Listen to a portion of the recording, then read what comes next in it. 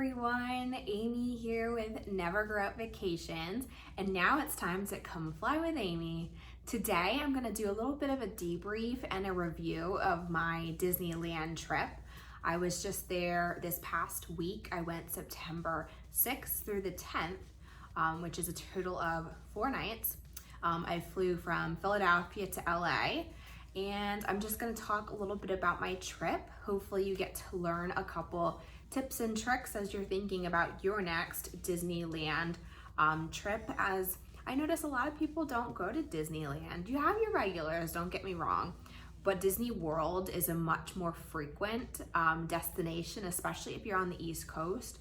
So I think it's really a topic that not everybody knows. So let's learn about my trip and I'll give you some tips along the way. So my Disneyland trip was incredible. I had the absolute best time.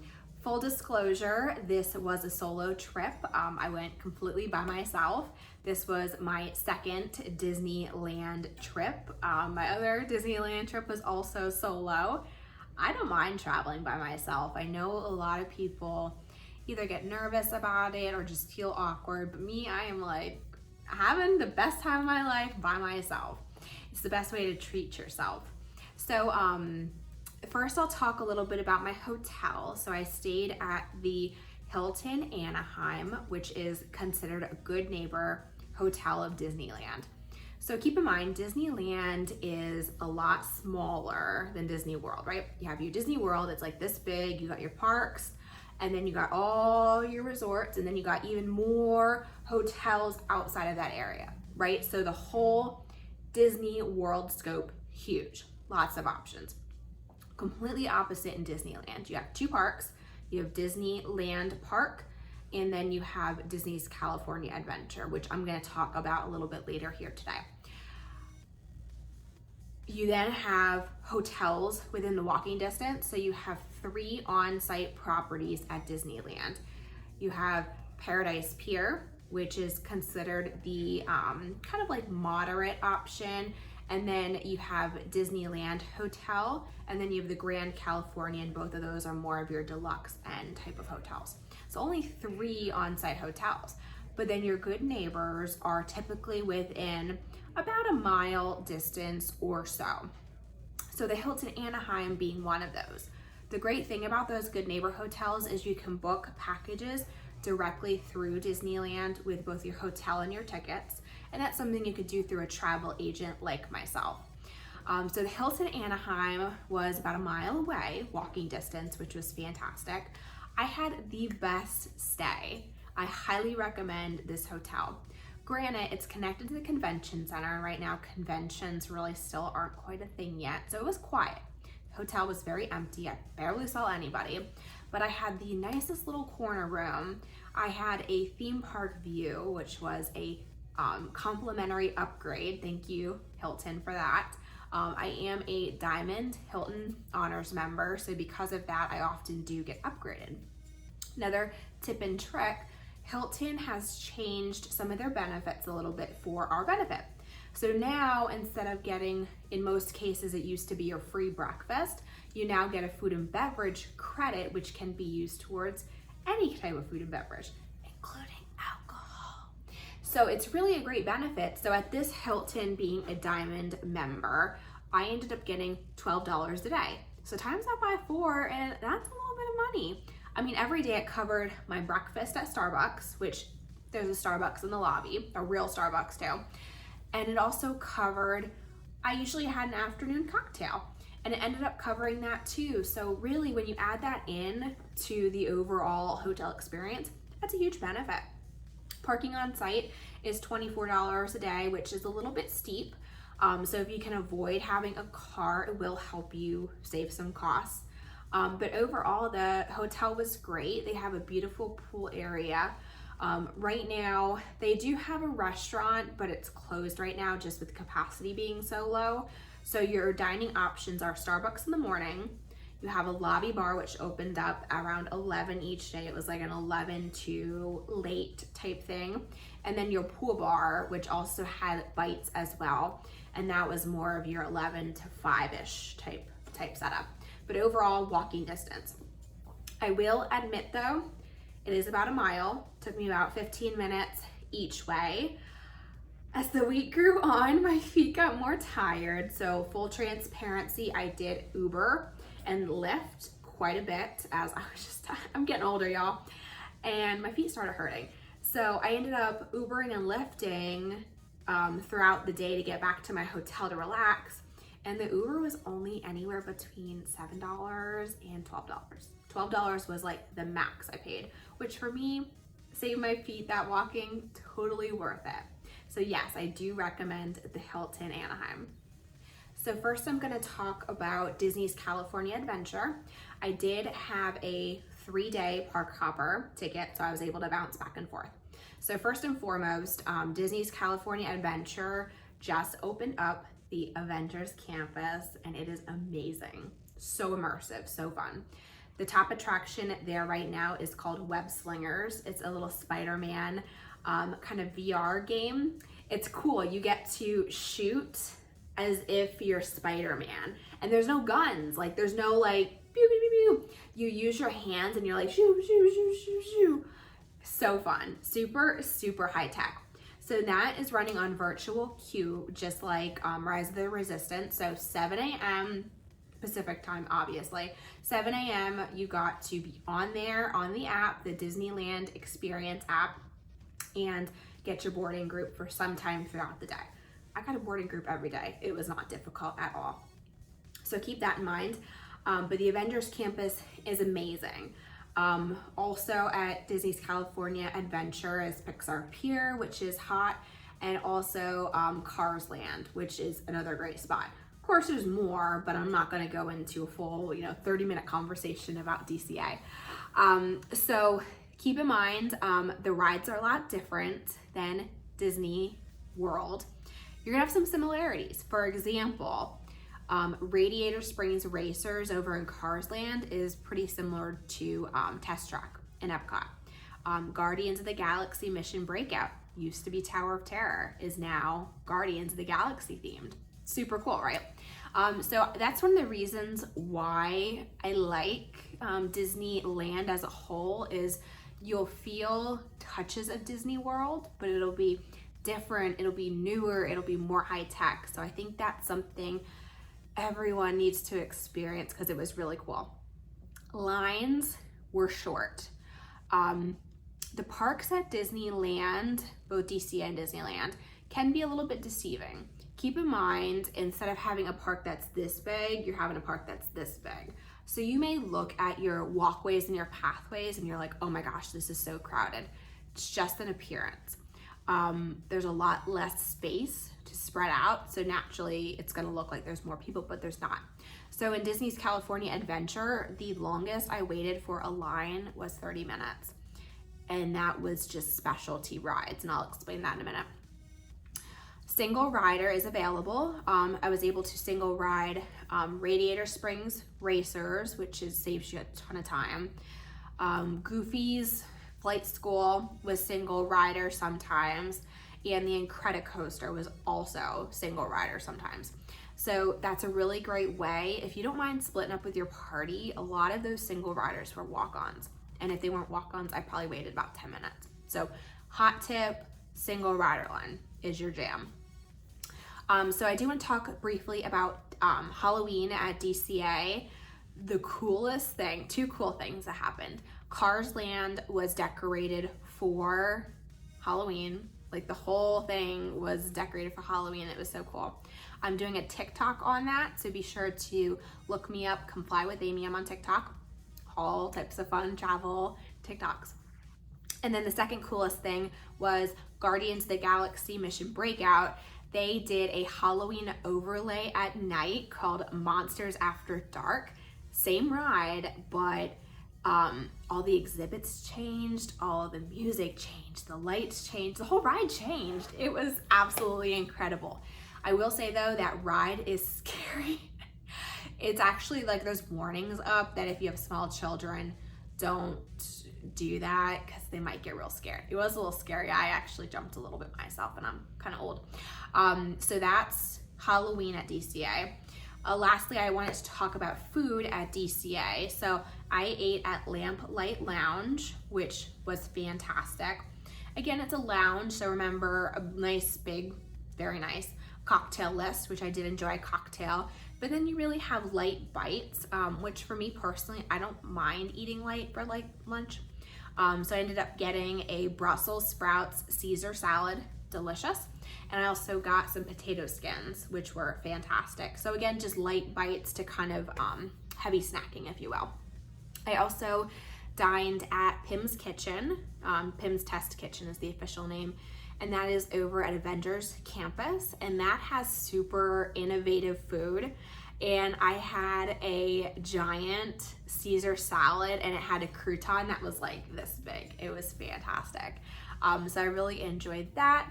And I also dined at Wine Country Trattoria, which I did last time. That's a very relaxed setting. You feel like you're in wine country. Of course, I drink my wine, I eat my pasta.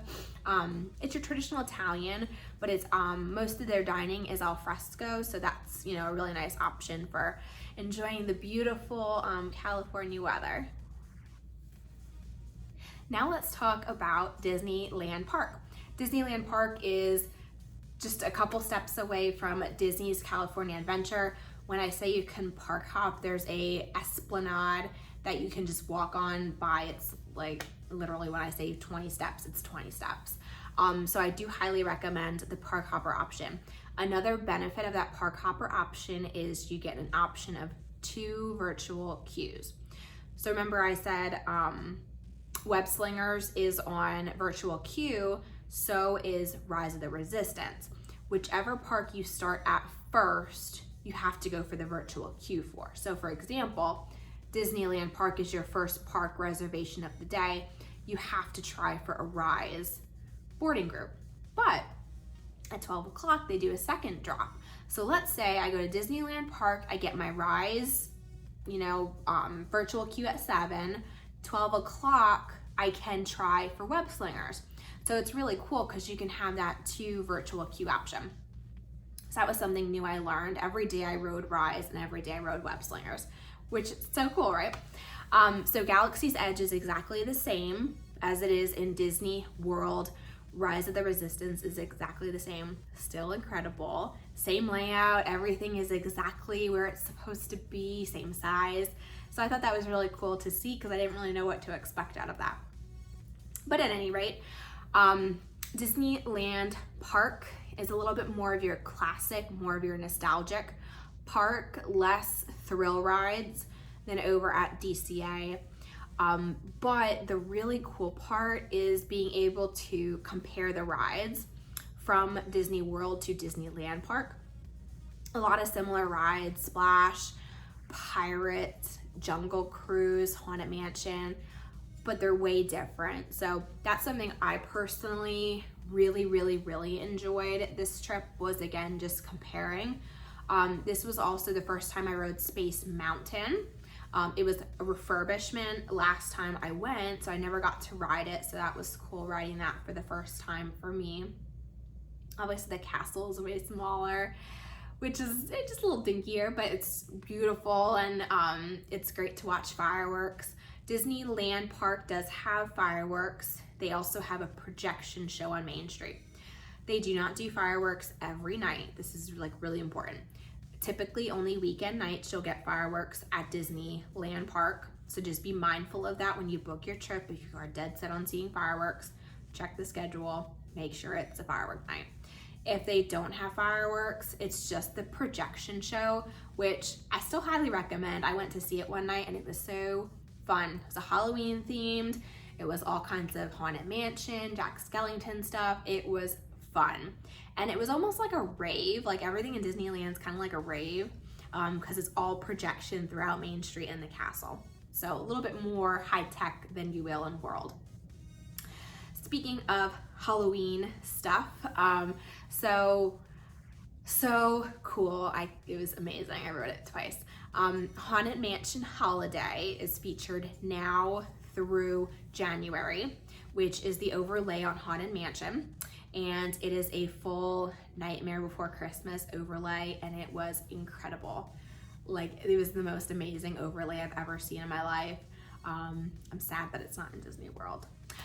But it's amazing. If you love that movie, go see it. I mean, it's over the top. Like, I can't even describe to you how different it made the ride. Like, you never would have thought that was Haunted Mansion. It's just so different. So that was really cool. As I had mentioned, the projection show was really cool. I think that was the only other overlay in Disneyland. Jack Skellington was out doing meet and greets throughout the day, which was cool. All the character meet and greets, they were all dressed in their Halloween gear. All the treats, like the desserts and everything, are now themed to Halloween, and of course Main Street is decorated for Halloween. So it's really that very fall, Halloween-y-esque feel, which I absolutely love. So let's talk a little bit about food. I ate at Riverbell Terrace. One of the nights I was there, that is located over near Frontierland, Liberty Square area. It was good. I really enjoyed it. I had a burnt ends grilled cheese, which is like barbecue inside of a grilled cheese. It was delicious. Probably not the healthiest, and I was a little bit heavy afterwards, but what are you gonna do? But it was good. I recommend that restaurant. The one thing to keep in mind about Disneyland as a whole, there's not nearly as many dining options as in Walt Disney World. So you need to choose your dining 60 days out with a reservation, because otherwise sometimes walk-ups are not available. So make sure you do that with your travel professional. And that's something we do help do, is coordinate all of your dining reservations. Weather overall was a little bit hot. It's a little bit hotter than I expected it to be. Each day was between like 85 and 90, which probably doesn't sound very warm, but it was like deserty. So it was a little toasty. I got a little bit of a color tan. My nose got burnt one of the days, but I think it kind of pittered out. So just be mindful of that heat. Because of that heat, I opted to rest throughout the afternoon. It's just, I can't do it, you know, from sunup to sundown anymore. But the evenings got beautiful, a little bit chilly, so I do recommend still bringing a sweater. I wore a sweater almost every night. It still gets like a breezy 65 or so at nighttime once that sun goes down. So that is Disneyland Park.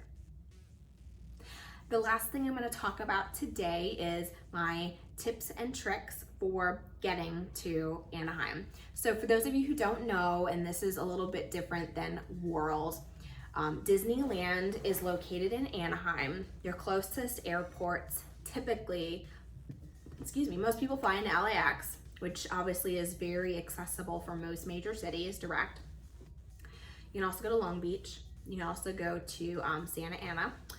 And Burbank is, it's a little bit more north, so I wouldn't necessarily recommend that, but still accessible. So all those airports are not in the backyard of Disneyland. I flew into LAX because I could get direct flights, which obviously is a huge benefit. But LAX, on a good day without traffic, is only 30 minutes. On a normal, almost everyday occurrence, it was about an hour. Traffic gets really bad outside of LA. So a couple ways you can get to Disneyland. First, work with your travel professional, of course, to find out what your best option is. There are a couple shuttles that Disney recommends using. Personally, for me, I priced them out and they were a little bit more than what I was looking to spend. But what I personally did was I got a rental car. Again, it was just me, so I'm not, I'm not a whole family. I don't have 12 suitcases. It's just me, my one suitcase, and that's about it. So for me, I got 2 one-way rentals through Enterprise. Each rental was about $70 one way, which again, for me, I did some price comparison. That was the best option for me personally, even more so than Uber and Lyft, which sometimes plus tip can be $80, $90. So I did my one-way rental. I drove it from LAX to the Hilton Anaheim. That's another benefit of Hilton Anaheim, is there is an Enterprise there on site and you can drop it right on site. Pro tip. So I dropped it off, did my little one-way thing. Only took me 30 minutes. Again, I don't mind driving in traffic like that, but some people might not feel comfortable. On the way back, same thing. I picked up my car at my hotel at the Hilton Anaheim and drove it back to LA. That day there was traffic. Took me about an hour. It was good stop and go for a very long time. But you know, you just gotta plan for extra time. Again, that rental that way was around $75. Super easy for me. You know, I felt comfortable with that. So do what's best for your family. Consider your options with your travel advisor and pick the best option for you. My last talk point here is LAX, if you fly in and fly out of it, is a very, very, very busy airport. Very busy. It can get very stressful very quickly. Please, I know people like to arrive at the airport last minute. I know people like to gamble, and I know they're like, oh, it's just gonna take me a couple minutes. Do not gamble with LAX. You need to be at the airport at least 3 hours early. I know that sounds like a lot, but when you consider the either rental car situation, the parking situation, the luggage situation, the TSA situation, it takes some time.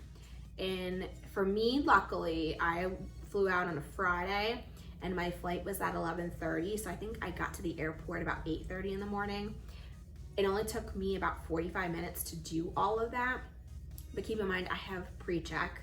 I have priority status, so I don't have to wait in lines nearly as long. So it only took me 45 minutes. But during my time at LAX, I watched at least 12 people miss their flights. They were just running behind. They weren't expecting. Keep in mind, you know, your hometown airport may have 2-3 terminals. LAX has like 9. Like, it's so many. So just please do your research, get your parking squared, get your rental car squared, work with your travel agent to figure out that ideal time to get there. And please do not be late. It is stressful. You do not want to be stressed out going home from your amazing Disneyland vacation. Thank you for joining me today. I hope this video was helpful to you in considering your next Disneyland vacation. Feel free to drop any comments you have down below. Click the thumbs up button if you enjoyed this and you found this helpful. Hit subscribe, and then my contact information is listed below. If you're looking to plan your next Disneyland, Disney World vacation, and or any other vacation, feel free to drop me a note via email or a comment down below. Until next time, happy travels. Bye.